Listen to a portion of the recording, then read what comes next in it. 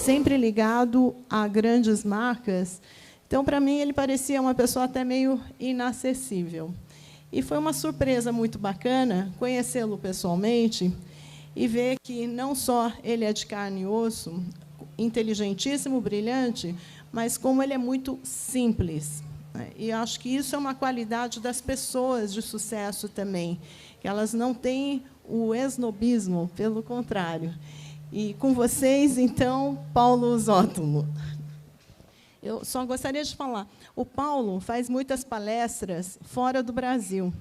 E o grande desafio para ele foi trazê-lo para fazer uma palestra na praça pública em Serra Negra. Então, eu fico mais feliz. Muito obrigada, Paulo. Obrado você.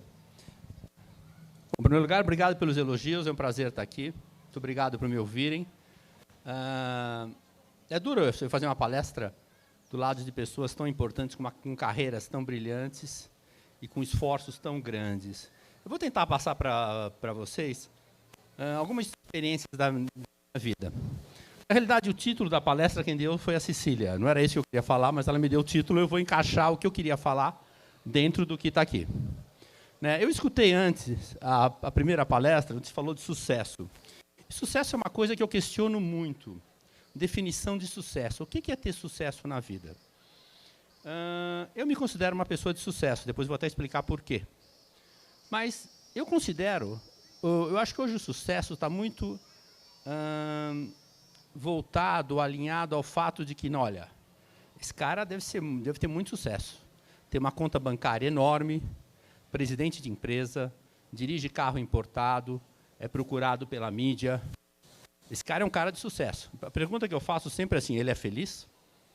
É isso que ele queria da vida dele?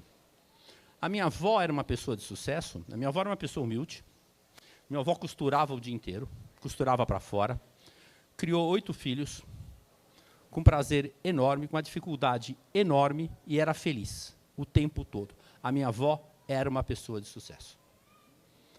Vários outros empresários que eu conheço, que têm excelente reputação em grandes contas bancárias, não são felizes. Para mim, não são pessoas de sucesso.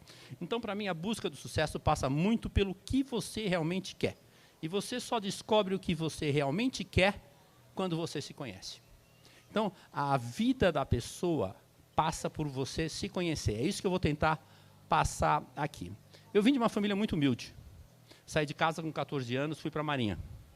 E na Marinha, eu sempre chegar na Marinha com 14 anos, e foi muito difícil, porque era interno, ia para casa uma vez a cada 3 meses, passava 2 dias, e eu sou filho único, sozinho, e tinha trote, foi uma dificuldade.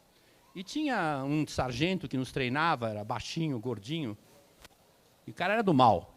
O cara era Severino. Parece que o objetivo da vida dele é transformar a sua vida no inferno, e ele fez isso com propriedade. Ele fazia você sofrer constantemente, todo dia. Mas o Severino, ele me ensinou várias coisas, e eu vou dizer o seguinte, se eu conseguir o que eu consegui na minha vida, eu devo muito ao Severino. Porque o Severino, ele me ensinou o seguinte, cada problema que você vê, veja como oportunidade. E foi através disso que eu consegui entrar na vida. Foi através disso que eu consegui avançar na vida. O Severino, ele jogava a gente dentro d'água, no mar, e a praia estava a uma distância enorme. Você fala, Severino, a gente não ia conseguir chegar. Ele fala, não, isso é uma oportunidade para você ganhar resistência. A gente fazia treinamento de sobrevivência no mar, sem comida, durante 2 dias. Ele falava assim, é uma oportunidade de você perder peso. Tudo para ele era oportunidade. E isso começa a entrar na sua cabeça de que oportunidades acontecem, desde que você encare o problema de maneira diferente. Então, por exemplo, qual é o mundo que a gente vive hoje? Tem 2 maneiras de você ver. As incertezas que o mundo traz são incertezas difíceis. Porque, na minha juventude, na juventude de vários dos que estão aqui, os que são mais ou menos da minha faixa etária, existiam seguranças que hoje não existem mais. A segurança era do tipo assim, eu sabia que eu ia me formar na faculdade. Se eu me formasse na faculdade, numa boa faculdade, eu ia ter emprego, eu ia casar, eu ia ter filho. Eu não tinha problemas de discutir se eu sou do partido da esquerda, se eu sou do partido da direita. Eu não tinha, no mundo de polarização, tudo era mais ou menos alinhado, todo mundo era mais ou menos certinho. A gente podia dizer assim, era gostoso de viver. Hoje não. Hoje você pega um jovem, ele passa por tudo isso. Ele passa por um excesso de informações, que deixa a cabeça dele, não sabe para que lado. Ele passa por fake news, ele vive no mercado, ele vive num país onde as coisas são polarizadas, ele vive numa situação de desemprego enorme, que é um problema, ele vive numa situação de drogas, as drogas estão presentes na juventude hoje, e vive uma coisa que eu gosto muito de falar, a Cecília não deixa eu falar, mas é a Revolução 4.0. Revolução 4.0 é o que está transformando o mundo hoje, é o mundo digital. Essa revolução é o que vai mostrar o futuro do emprego. E muita dessa geração que está hoje não está preparada para isso. Então, tudo isso causa uma insegurança muito grande. Avança aí. Essa insegurança também é dada ao fato de que, através da mídia social, você está se comparando o tempo todo com outras pessoas. Você quer mostrar para os outros que tem sucesso. Todo mundo que viaja tira foto alegre e feliz. Nunca vi ninguém tirar foto chorando. Né? Mas parece que essa pessoa vive num universo de felicidade. E a gente sabe que não é assim. Mas ela tem que mostrar que ela é feliz o tempo todo. Então, essa preocupação de mostrar para os outros a felicidade, a preocupação de se comparar com os outros e mostrar que tem sucesso, quanto mais isso acontece, mais insegurança isso traz para a pessoa. Então, avança. As pessoas procuram respostas para isso. E uma das respostas que me assusta é isso aqui. Livro de autoajuda. Todo mundo procura livro de autoajuda. Outro dia não, essas fotos eu tirei, questão não. Volta, Cecília. A questão de 3 dias atrás, eu fui no aeroporto, estava embarcando para o Rio de Janeiro, parei para comprar um livro. Me assustou a quantidade de prateleiras vendendo livro de autoajuda. Mas é como se o livro de autoajuda fosse a solução do problema das pessoas. E você viu, é um título mais fabuloso que o outro. De repente, a pessoa está tão desesperada, fala assim, se eu ler esse livro aqui, eu vou resolver a minha vida. E você vê os títulos, tudo, vire o jogo, pense que nem um nerd, pessoas de resultado, smart money, seja foda, olha o nome do livro. Quer dizer, são livros de impacto. Né? Passa mais um. Outra grande, a gestão fácil, decifre e influencie pessoas. O primeiro grande livro de autoajuda foi a Bíblia. Né? E na Bíblia você teoricamente, né, para quem é religioso, se inspira naquilo. Autoajuda é importante. Mas não é possível que uma sociedade cresça ou desenvolva sua força de trabalho, a sua juventude em cima de livros de autoajuda. Não é possível. Lógico, eu não vou dizer que tem alguns livros aqui que não são bons. Tem alguns que são muito bons. Mas a maioria é porcaria. E escrito por pessoas que não viveram realmente o que está escrito no livro. Então, eu sou muito crítico disso, a Cecília sabe disso. Avança mais um, por favor. O problema é o seguinte, o que afeta e o que traz a incerteza hoje são as mudanças. Mudanças acontecem o tempo todo.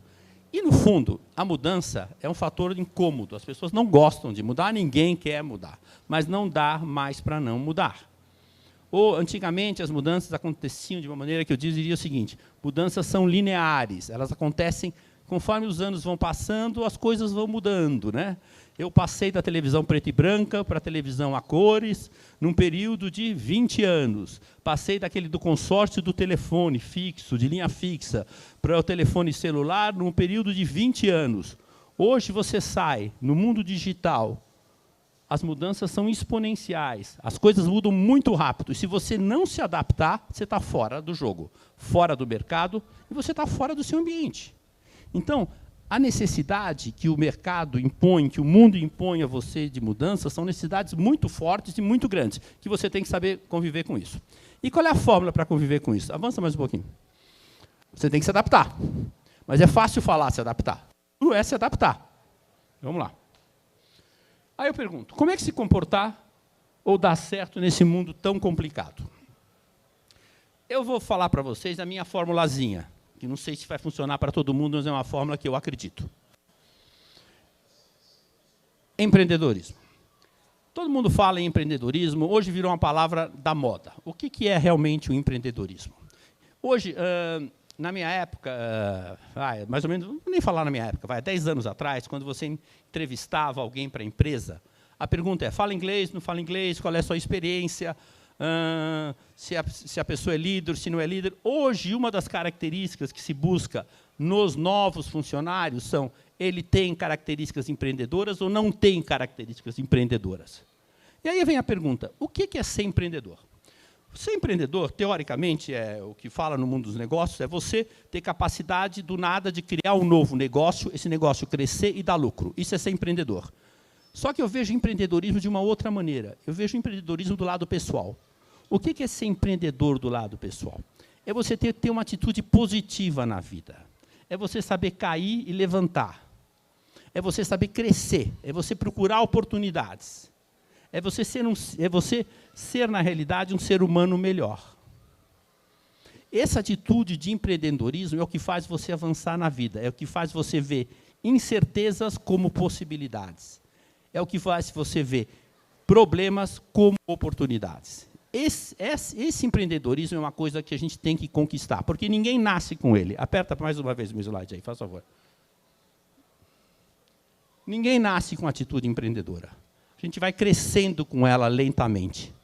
Passo a passo, a gente vai crescendo com essa atitude. É uma sementinha que tem dentro da gente, a gente vai desenvolvendo, vai germinando. E aí, qual é a fórmula para germinar isso e para crescer? Eu tenho 3 pontos que eu acho que são importantes. Mas, antes disso, eu coloco essa frase aqui. Ó. Penso, logo existo. Essa frase aqui é a frase de um filósofo francês que chamava Descartes, que, para mim, virou uma frase popular. Penso, logo existo. Eu acho muito bacana isso aí. E aí eu refiz a frase, aperta mais uma vez, diz assim: como eu penso é como eu existo. O meu pensar me diz a maneira que eu vou existir. A qualidade do meu pensar é a qualidade do meu existir, do meu dia a dia, é a qualidade da minha vida. Então, eu tenho que trabalhar o meu pensar. Como é que eu trabalho esse meu pensar? Aí eu falo daquela escadinha, que são 3 pontos que, para mim, são importantes. Primeiro, controlar o medo. Todo mundo tem medo. Não adianta dizer que não tem medo, que tem. Eu estou morrendo de medo, está aqui. Não falei em praça pública, todo mundo olhando para mim, não sei se estão gostando, se não estão gostando, tem que agradar, não sei se não tem que agradar, mas eu estou com medo de estar aqui. Mas eu tenho que controlar. Não posso ficar tremendo aqui, vai pegar mal. Então, controlar o medo é uma coisa importante. E o controle do medo, quando você consegue tê-lo, você realmente se avança na vida de maneira fabulosa. Eu não estou falando de controlar o medo, é você criar situações que são você virar um porra louca, entendeu? Não é isso, não. É você saber dosar o risco e avançar mesmo com o risco, tendo segurança desse risco.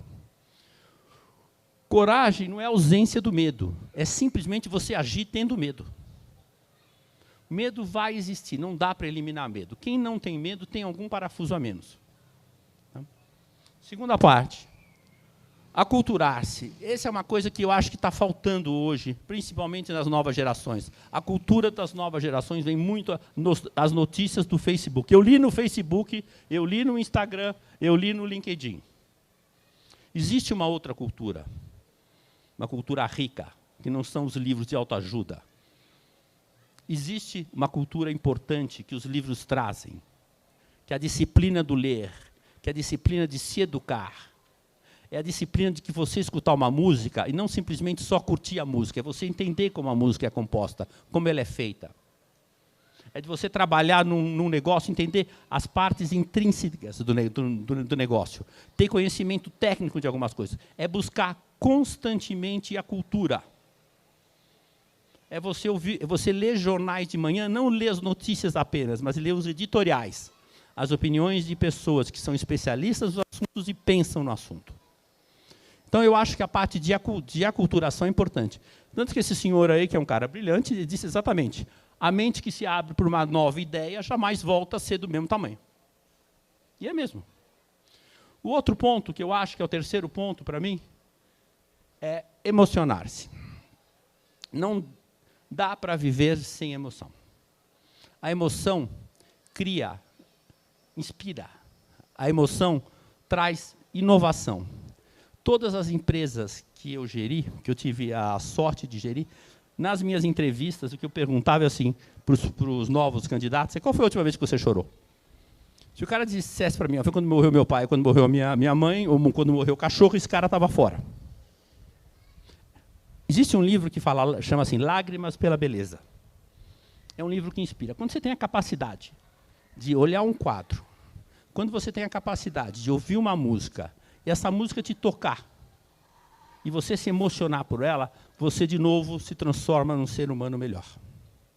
Você vai gerir uma empresa melhor. As empresas que eu geri são todas na área de produtos de consumo, produtos de marketing. Produtos de marketing, se você não tem emoção na hora da comunicação, você não está se falando com o seu cliente, você não está se comunicando com o cliente. Mas não uma emoção falsa, é uma emoção verdadeira. Você tem que sentir emoção pelo que você está fazendo, pelo que você está vendendo, para que a sua campanha publicitária, para que a sua comunicação para o cliente seja feita de uma maneira que atinja a pessoa. Casal de namorado. Quando saem a primeira vez, o que une os casais... todo mundo, esse eu falo para minha filha, você quer conquistar o cara? Está querendo conquistar do jeito errado. Então é o seguinte, quando você sai com uma pessoa pela primeira vez, você quer aparecer. Então você conta como você é forte, como você é atleta, como você faz isso, como você faz aquilo. Não é isso que vai unir você e aquela pessoa. É a sua fraqueza que vai se unir à fraqueza dela. Quando você tem uma conjunção de fraquezas entre as pessoas, você tem uma união mais segura e mais estável e mais forte. Porque você tem condições de dividir a sua emoção, seu ponto fraco com ela. Então, são esses 3 pontos que eu acho que são importantes para o empreendedorismo individual e não empresarial. Que é o controle do medo, que é a parte de você se aculturar e que é a parte de você se emocionar. Finalmente, para terminar, eu queria citar essa frase. Eu não sei se vocês conhecem quem foi Alan Turing. Alan Turing, durante a Segunda Guerra Mundial, foi um período terrível no mundo, os alemães tinham uma máquina de criptografia, chamava Enigma, que ninguém conseguia decifrar. Ninguém conseguia decifrar o código da máquina para eles poderem saber quando é que os navios estavam passando. Então, os navios ingleses saíam dos Estados Unidos com as mercadorias, chegavam no porto, antes de chegar no porto inglês, eram afundados por submarino. Que o submarino dizia onde estava a posição dos navios. Eles não conseguiam decifrar isso. Aí chamaram esse cara, que é um gênio inglês, chama Alan Turing. Alan Turing ele juntou uma equipe de pessoas para decifrar isso. E ele juntou uma equipe de pessoas, 3 tipos de pessoas. Em primeiro lugar, já existia uma equipe lá, que tinha certeza que não ia conseguir decifrar isso. O primeiro fato que ele fez, o primeiro ponto dele foi ele tirou o medo desse grupo. Assim, o segundo grupo de pessoas que ele colocou ali foram pessoas com um nível de matemática, inteligência altíssima. E a terceira foram mulheres, que na época, em 1939, tinha a função puramente de secretárias. E perguntaram, por que você está colocando as mulheres nesse grupo tão seleto, nesse grupo tão bem formado profissionalmente? E a resposta dele foi exatamente isso. Elas trazem emoção para essa equação. Elas fazem nos ver coisas que nós não vemos. E é exatamente isso dele nessa frase. Algumas vezes são das pessoas que a gente não espera nada, que surgem as coisas que nós precisamos esperar. Obrigado.